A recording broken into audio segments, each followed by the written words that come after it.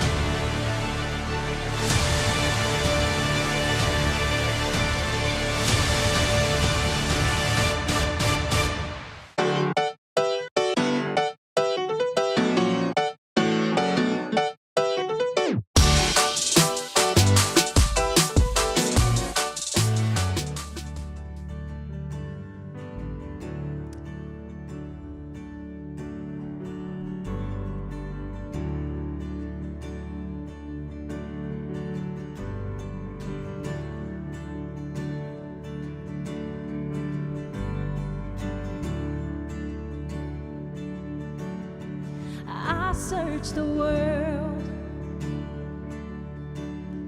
but it couldn't fill me. Men's empty praise, treasures that fade are never enough. Then you came along and put me back together. And every desire is now satisfied.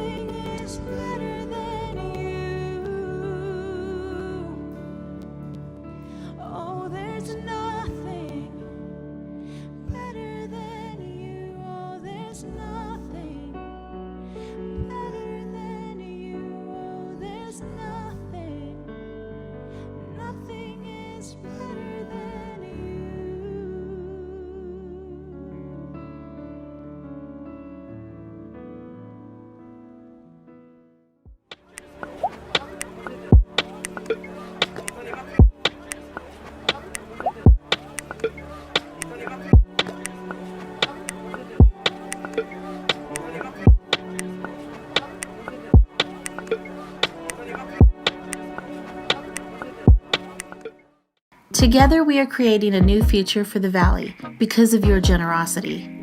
Your financial support is being used to produce content and create a loving community that is bringing hope to hurting people during the COVID pandemic and quarantine. Your giving equips New Soul Rebecca with tools to provide access to our services and support for people who can only meet with us by phone. Because you give, the hungry are being fed, and we've launched a winter warmth campaign to protect people in the Valley from the cold this season. With your help, in 2021, we're not slowing down, but ramping up a campaign to expand our digital reach to help and inspire more kids, students, singles, families, and seniors. Your giving is making a difference in the community. 1 Timothy 6:17-19 says, "Don't be full of yourselves and obsessed with money, which is here today and gone tomorrow. Go after God, who piles on all the riches we could ever manage. Do good. Be rich in helping others. Be extravagantly generous. If you do that, you'll build a treasury that will last, gaining life that is truly life." We have quick and easy ways for you to give. Online, newsoulrebecca.com. By text BLESS to 94000. By app, download the Tithely app. Or by mail, New Soul Rebecca, P.O. Box 574, Rebecca, New Mexico 87560. To receive text updates from New Soul Rebecca, text Rebecca to 94000. One of the great joys of my life is playing basketball. It was the biggest part of my life growing up as a kid and a young person. And I was fortunate to play with a group of talented and competitive players for most of my adult life as well. We played with college and pro players as well as weekend warriors who were really good players. For those of you who have played competitive sports, you know how intense it can be sometimes and how it can get a little volatile. Most of us were good friends and developed a really tight bond and could handle those volatile moments when the competition got a little too intense. And when we did, we could apologize and move forward. But once in a while, someone would come in to play with us who was a little bit of a hothead, had a short temper. These guys would play angry. They would talk trash. Every time you'd score on them or keep them from scoring, they would take it personally. And their anger would just increase. Playing with people like this was always very unpredictable. Sometimes they would kick the ball or slam the wall. Sometimes they would push or hold you as a player or foul you hard to keep you from scoring. Playing against people like that always made me want to talk trash right back. They inspired me to change the way I normally played to make sure I scored on them more. I wanted to shut them up, make shots in their face, put it right in their eye. Their mean way of playing inspired me not only to beat them, but to try to humiliate them. They definitely changed the way I played. Have you noticed that mean people tend to gain a measure of control in your life? By mean, I'm talking about angry or harsh, unpleasant, sometimes deceptive people. They control us with time or money or their attitude, their sulliness, they just don't speak. They just look away. You never know what they're thinking. They don't open up to you. Maybe it's someone who is unkind to our kids or our grandkids. These are the kinds of people that when you see them coming, you just want to avoid them. From time to time, and let's be honest, all of us can be the mean person that somebody else thinks of. In this series, friends, we have been talking about how to successfully manage the most important things in life, and that is our relationships with other people. Today, we're going to talk about how to respond to the mean people in our lives, because all of us eventually will have to deal with mean people. It's important to know how to deal with them ahead of time and to have a plan, because if we're not proactive before we interact with mean people will gain a measure of control over our lives. We'll talk about them on the phone with someone on the way home or thinking about them. in the shower, like we're thinking about the things we're going to say to them, we're angry at them, we're replaying what they did over and over again in our minds. It's why we try to avoid them, because mean people keep us off balance. When we're off balance, we're forced to compensate, right? When you're pushed off balance, you need pressure to go the other way, force to go the other way to keep you upright. When we're hit with unkind or hurtful words or actions, it knocks us off balance. And our natural tendency is to get back on balance by using unkind and hurtful words and actions in response. Like when I was playing against mean or angry players, and I wanted to compensate with anger and meanness to regain my balance. Instead of doing to others as Jesus has done to you, it's do unto them as they have done unto you. If we're honest, doesn't it feel right, good, natural to do to mean people as they have done to us? It seems like it makes us even. When a mean person knocks us off balance, sometimes we compensate somewhere else and with someone else in our lives. Have you noticed this? We'll say, hey, I'll take it out on you because I can't take it out on my boss, my enemy, my ex, the person who cut me off on the freeway, men, women, the government, people at school. How often do you take your anger and frustration out on somebody other than the somebody who you are really angry and frustrated with?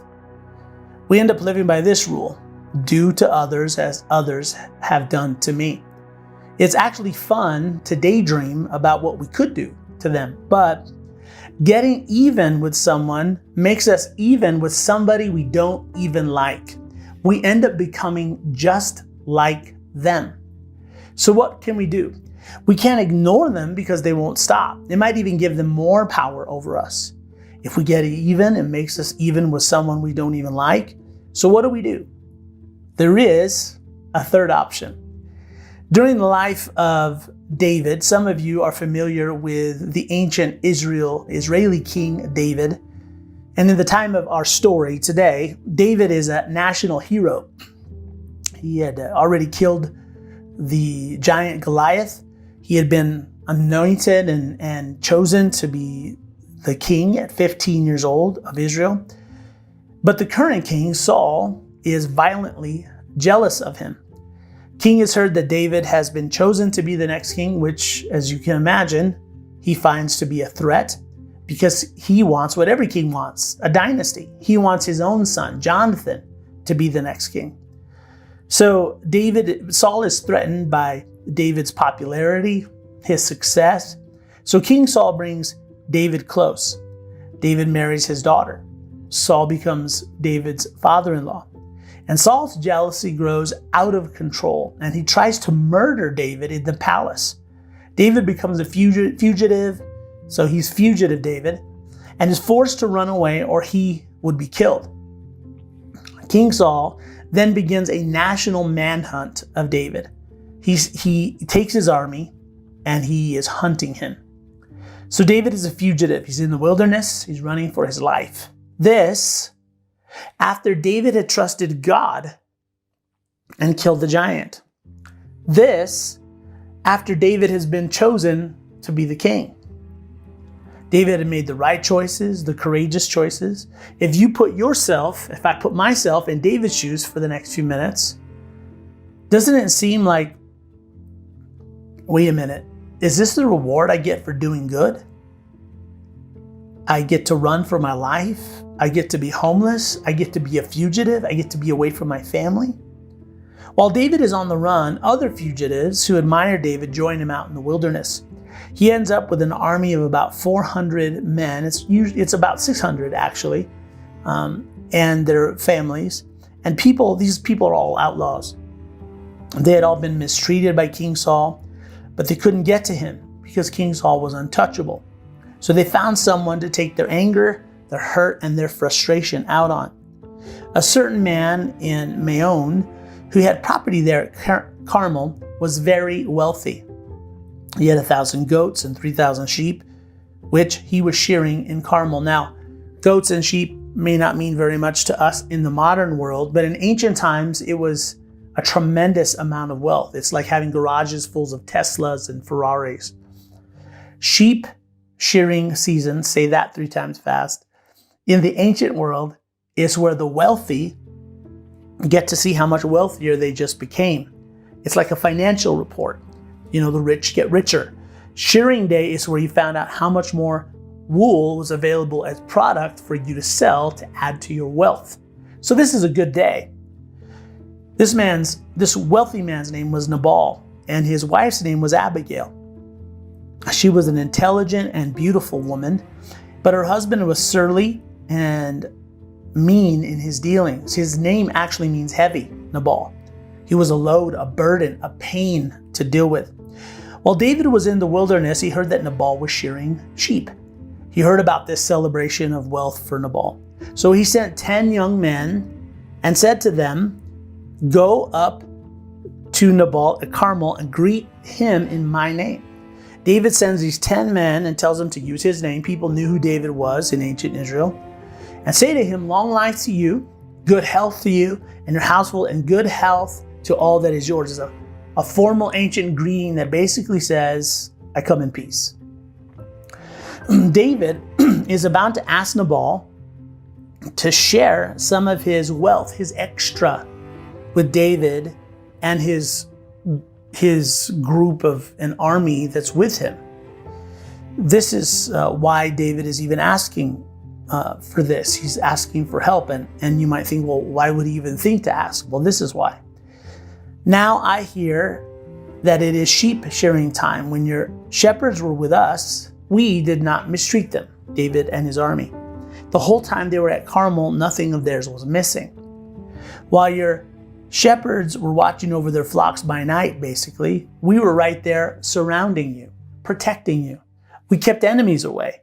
We kept animals away. We didn't let anything get taken from your wealth, your flocks. We didn't take anything from you. Because we were there, you increased your wealth. Part of your profit is due to our protection. Ask your own servant, David continues in his message, and they will tell you, therefore, be favorable toward my men, since we come at a festive time. Please give your servants and your son, David, whatever you can find for them. Look at his language. Please give your servants and your son. He's humbling himself and asking for help. He's homeless and he's hungry.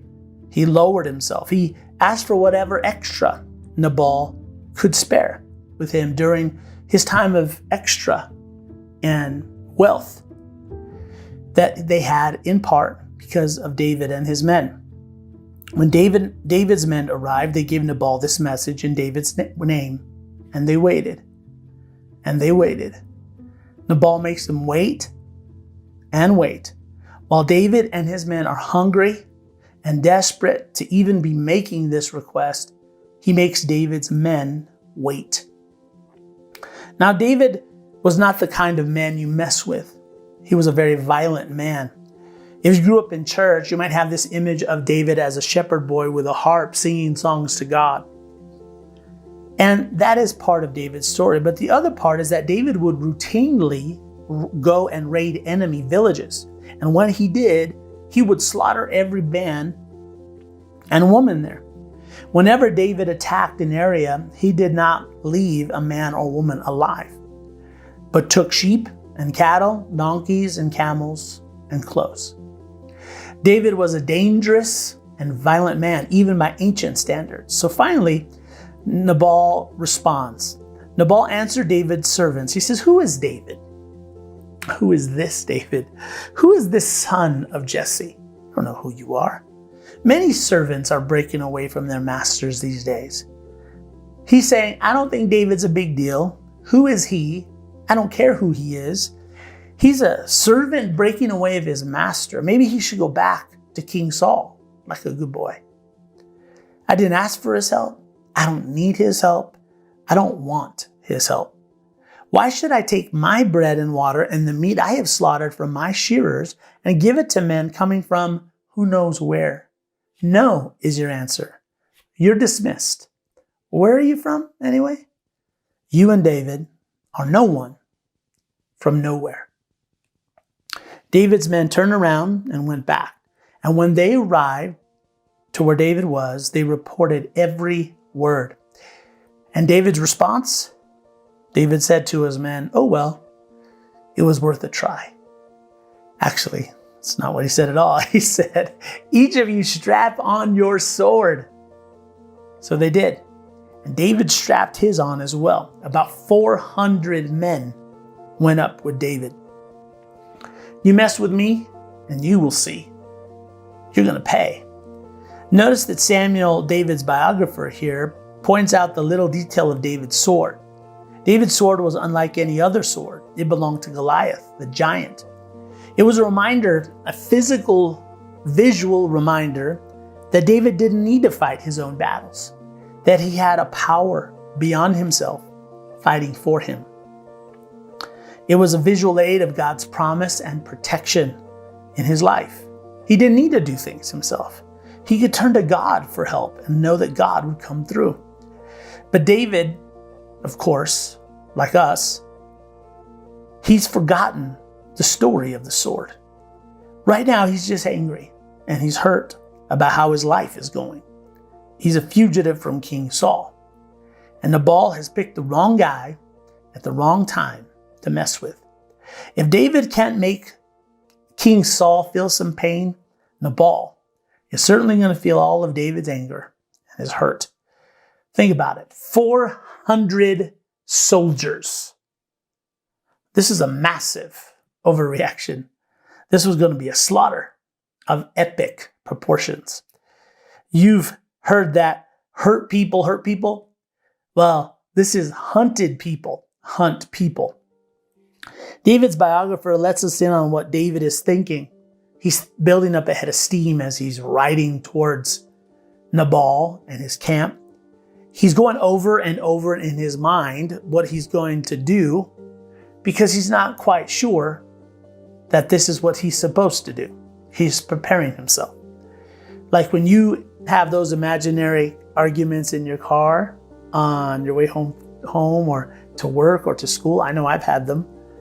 You're thinking about what they'll say and then what you'll say and how you'll zing them back, how you'll win and they'll lose and the crowd will roar. David is talking to himself. He's saying, it's been useless. All my watching over this fellow's property in the wilderness so that nothing of his was missing, and he has paid me back evil for good. Have you ever felt like it's useless with someone in your life? Useless to do good? Useless to be good? David's going over all he did for Nabal and how he doesn't deserve to be treated like this. David is sick and tired of doing good only to keep getting paid back with evil. He will not be taken advantage of this time. Not this time. This time he's going to repay evil for evil. He's going to kill them all. David even invites God into the situation. May God deal with me ever so severely if by morning I leave alive even one male of all who belong to him. So he's working himself up into a frenzy. He's in the right mental state to do some damage. I'm going to kill his servants. I'm going to kill Nabal. I'm going to kill all his sons. So far, there is no hero in this story. It just keeps going from bad to worse. So suddenly our hero appears. One of the servants told Abigail, Nabal's wife, David sent messengers from the wilderness to give our master his greetings, but he hurled insults at them. This servant realized that Nabal has just what he has done to David, and she knows that a storm is now coming their way. She tells Abigail, yet these men were very good to us. They did not mistreat us, and the whole time we were out in the fields, near them nothing was missing. Night and day they were a wall around us. The whole time we were herding our sheep near them. Now think it over, she says, and see what you can do, because disaster is hanging over our master and his whole household. He is such a wicked man. No one can even talk to him. So Abigail acted quickly. She took 200 loaves of bread, 2 skins of wine, 5 dressed sheep, 5 seahs of roasted grain, 100 cakes of raisins, 200 cakes of pressed figs, and loaded them on donkeys. So you've heard of food trucks, right? Now these are food donkeys. Beautiful and intelligent Abigail organizes a caravan of food donkeys together. They're overflowing with delicious goodies, favorites like fresh bread and sweet cakes and the best wine. Then she told her servants, "Go on ahead, I'll follow you." But she did not tell her husband, Nabal. And then Abigail probably gets herself looking her best and gets on her donkey and goes to meet David and his men in the road. As she came riding her donkey into a mountain ravine, there were David and his men descending toward her, and she met them. David and his 400 men are locked and loaded for battle. David is mumbling to himself about how he's not going to take injustice anymore and convincing himself why this massacre is a good idea. And as he turns the corner, he sees a caravan of donkeys, food donkeys in the distance. He might have even smelled the fresh bread, that aroma wafting up into his nostrils. And in front of this parade of food is a beautiful woman riding on a donkey towards him. It catches David completely off guard and it messes up his foul mood. Has that ever happened to you? Where you've gotten yourself in just the right mental state to do some damage, to tell someone off, and then someone does something unexpectedly kind or gracious to you? It just ruins the plan you had. Well, when Abigail saw David, she quickly got off her donkey and bowed down before David with her face to the ground. How in the world is David supposed to stay mad when a beautiful woman is bowing down in front of him with a backdrop of delicious food staring him in the face? She says, "Please pay no attention, my lord, to that wicked man Nabal. He is just like his name. His name means fool. Folly goes with him. And as for me, your servant, I did not see the men that my lord sent." She says, "You're not wrong for being angry, David. Nabal was wrong. I didn't know about what he said to your servants. If I did and I had been there, I might have been able to do something about it, but I wasn't. It wasn't my fault." And then she does something brilliant. She speaks to the man that she hopes David is. She says, "Since the Lord has kept you from bloodshed and from avenging yourself with your own hands." Abigail is like, "The Lord has kept you from bloodshed, David." And David's like, "He did?" Ladies, you should take note of this. This will work on us, even when we know what you're up to. It's like a Jedi mind trick. "Honey, you're so patient with the kids. I know you're going to do the right thing." He'll be like, "I am?" "Honey, you're such a great planner and you're so creative." "I am? Yes. I can't wait to see what you've got planned for my birthday." David, Abigail is saying, "You're not the kind of person who needs to take matters into his own hands, right? You're not the kind of person who overreacts and kills people just to get even, are you?" "I guess I'm not," David says. She gives him credit for being better than he actually is. "And let this gift which your servant has brought my lord be given to the men who follow you." Abigail did good for someone who was about to do evil to her. This completely ruins David's plans. How do you murder and pillage people who are bringing you the very things you are going to steal? The Lord your God will certainly make a lasting dynasty for my Lord, because you fight the Lord's battles, and no wrongdoing will be found in you as long as you live. Again, David is like, "I do?" She's like, "Yes, you do. You don't have to fight your own battles, David. God takes care of you, right? You fight his battles, not your own." And then she speaks to the 15-year-old David inside of him. She speaks to that shepherd boy inside that was called to be a king. Abigail speaks to that boy who trusted God to help him fight and kill a 9-foot giant that the entire nation was terrified of. She says, "Even though someone is pursuing you to take your life, the life of my Lord will be bound securely in the bundle of the living by the Lord your God." This is interesting Hebrew language. But the lives of your enemy he will hurl away as from the pocket of a sling. She's talking about two things here. One, she's talking about Saul, and she's talking about the moment when David killed Goliath. Everyone knew the story of why King Saul was pursuing David, and they knew the story that David had been anointed to be king, and they knew about the story about David killing Goliath. She is saying, even though someone is hunting you to take your life away, your life is tucked away securely in God's wallet, or like at the bottom of a lady's large purse, way in there. Your life is safe.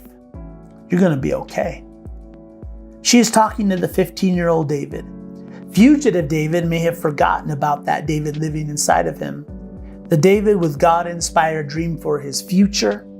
The David who felt and knew the presence and call of God on his life.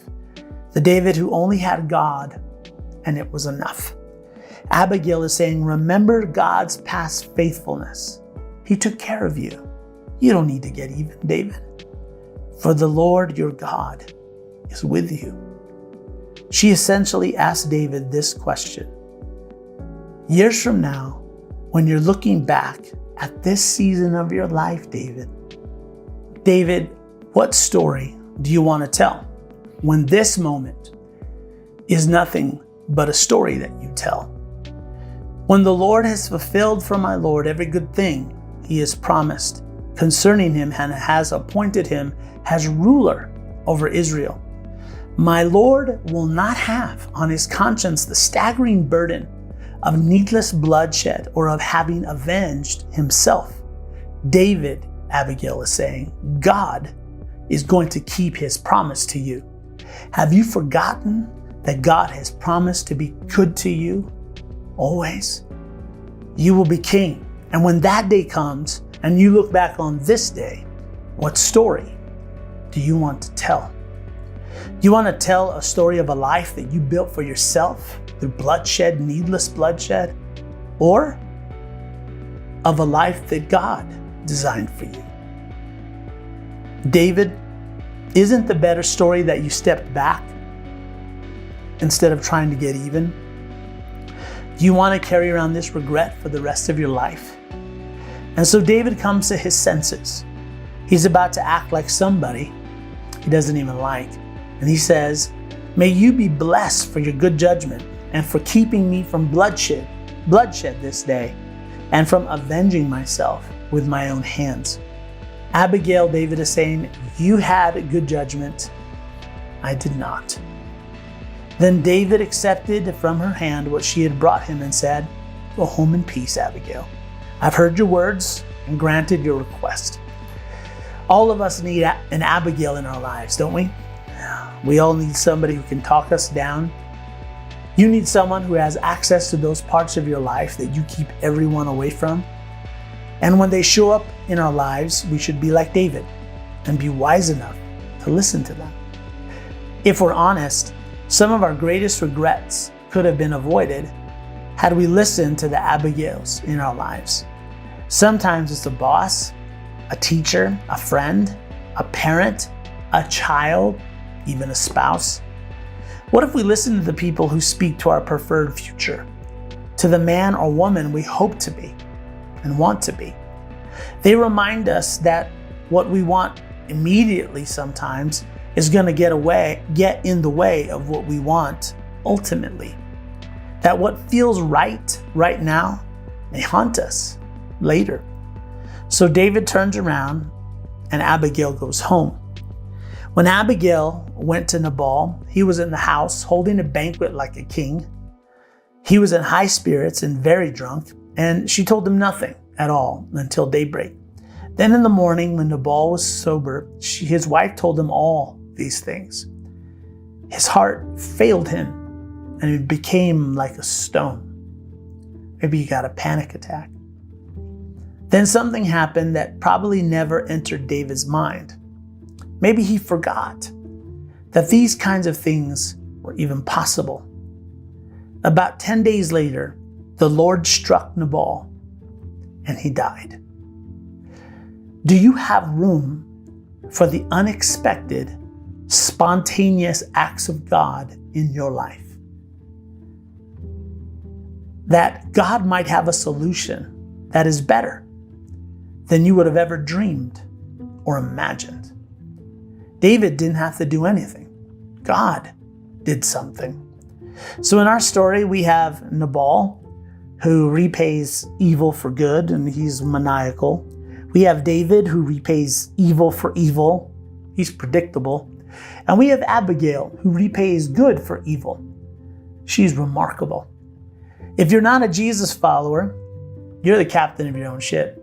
Do your own thing. Do what you think is good for you. But if you're a Jesus follower, not just evangelical or a Christian or someone who uses God to get what they want out of him, then you have been invited to follow him. If you are one of those kinds of people who wake up every day saying, Heavenly Father, I surrender to your will, and I want it to be done on earth just as it is in heaven, then you're left with only one option. That option is remarkable, because we have been on the receiving end of remarkable, haven't we? Except we don't call our Abigail Amazing Abigail. We call it Amazing Grace. While we were still sinners, doing the worst things imaginable, the worst things so bad that we hope no one finds out about, Jesus died for our sins. He paid the price so that we wouldn't have to. He received our punishment so you and I could receive mercy.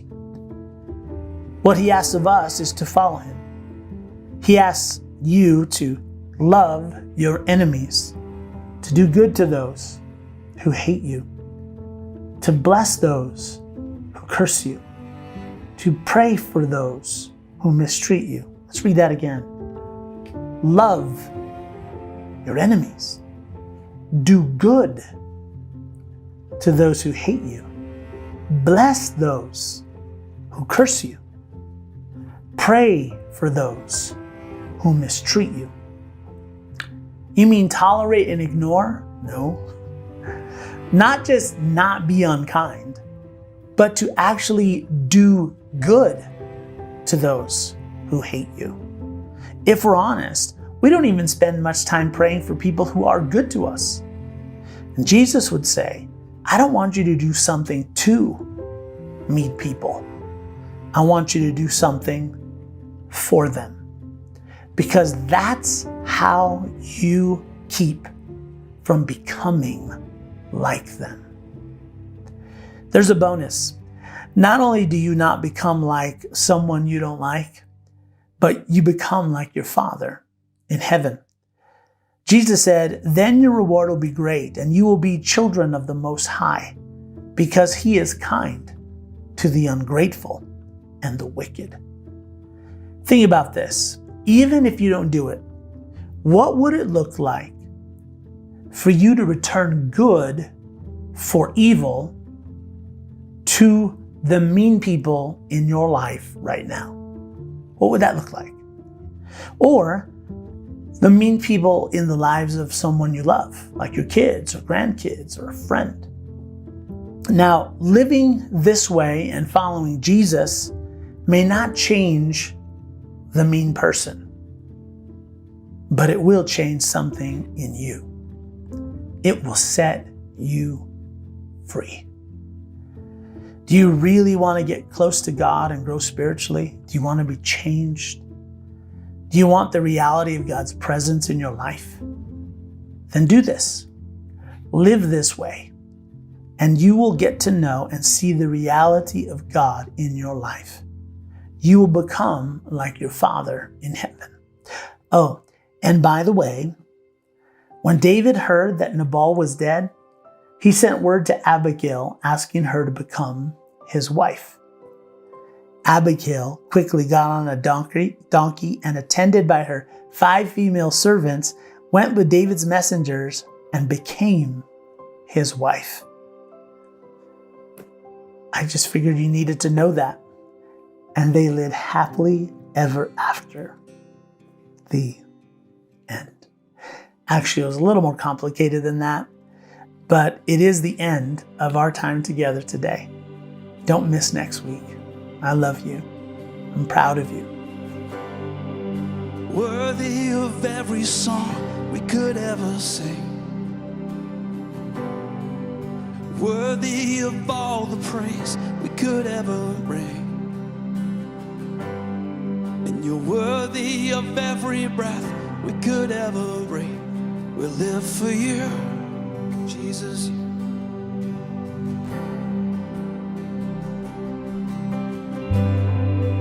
Jesus, the name above every other name. Jesus, the only one who could ever save. Yeah. You're worthy of every breath we could ever breathe. We'll live for you. Oh. Holy, there is no one like you. There is none beside you. Open up my eyes in wonder and show me who you are and fill me with your heart and lead me in your love to those around me.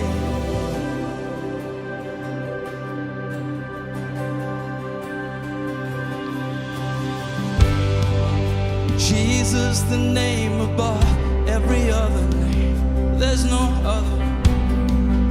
Jesus, the only one who could ever save, yeah.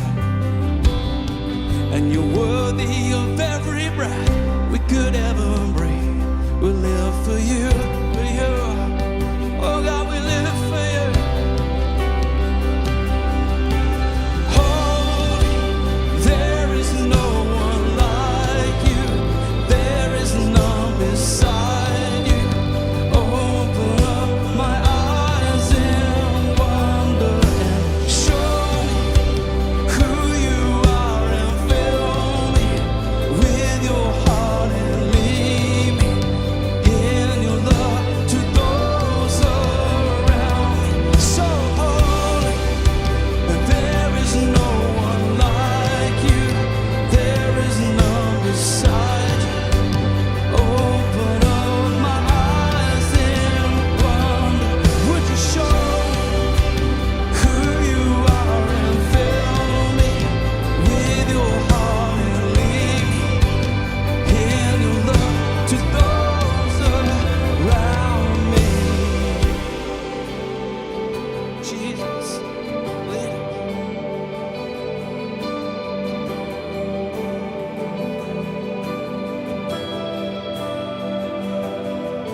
And I will build my life upon your love.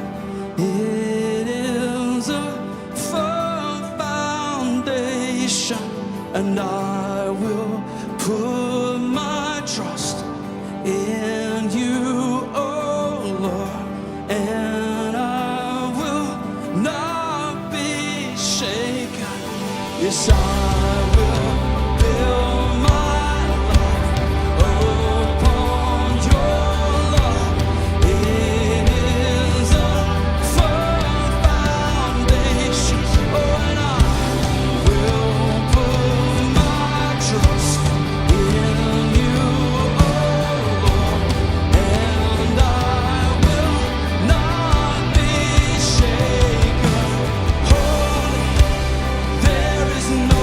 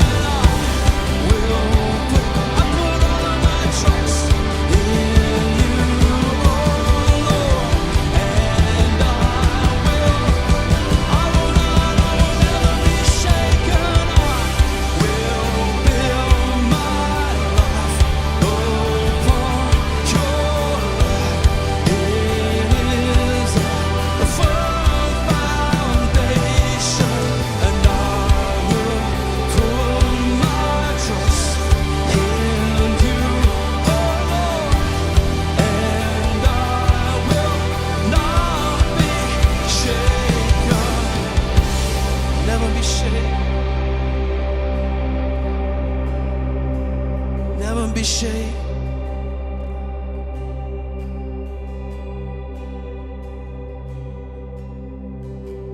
Everything that can be shaken will be shaken, but the unshakable will remain. So I will build my life upon your love. It is a firm foundation, and I will put my trust in you, oh Lord, and I will not be shaken. The unshakable will remain. On Christ the solid rock I stand. All of the ground is sinking sand. All the other ground is just sinking sand. On Christ the solid rock I stand. All of the ground is sinking sand. All of the ground is just sinking sand.